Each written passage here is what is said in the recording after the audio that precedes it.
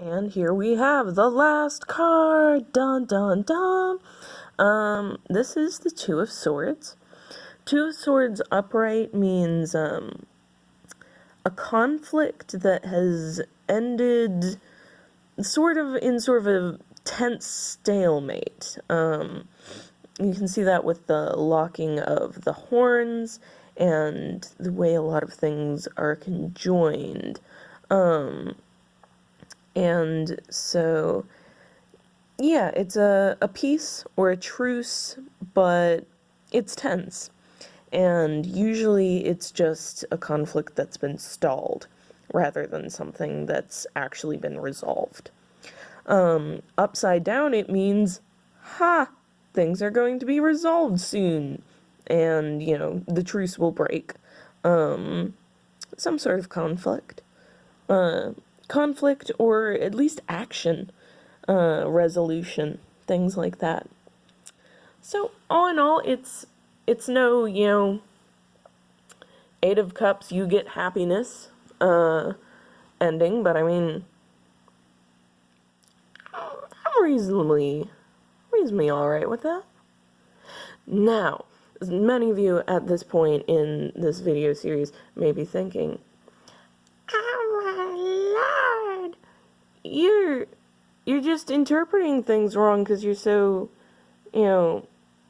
caught up on this, you were stuck in your own fantasy land, going to chop people up because you're ruthless and you're miserly with your soul and the world's gonna end because you're, supporting the wrong team and you're in this sort of horrible chaos, deluding yourself.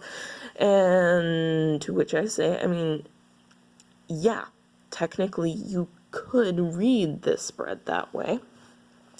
But at the same time, that's a really biased look, and I admit that my interpretation of it is also somewhat biased. But at the same time, it's my life, and I do have a lot more context for this stuff. You don't know my moral system, and my moral system, well, it can be ruthless. I don't advocate for killing people. I don't even really advocate for jail. I want rehabilitation as much as possible in every possible case. I admit that there are some places where, sometimes you have to do bad things, but there are many bad things that I think there simply aren't justifications for. And, with Nine of Cups, that could be me in a fantasy land, or that could be me, just the fact that a lot of what I deal with is theorizing. I have a lot of concepts about, forms of government and things like that I might want to make. I'm also an artist, so, fantasy and imagination is a big part of that.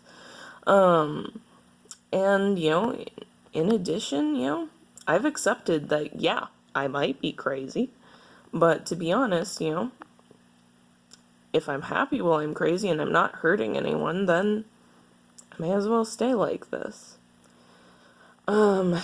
For the last one, yeah, it could be that I'm horribly spiritually unbalanced and deluding myself into thinking that I'm, reached some form of enlightenment, but at the same time, I have dealt with emotional instability and mental illness my whole life.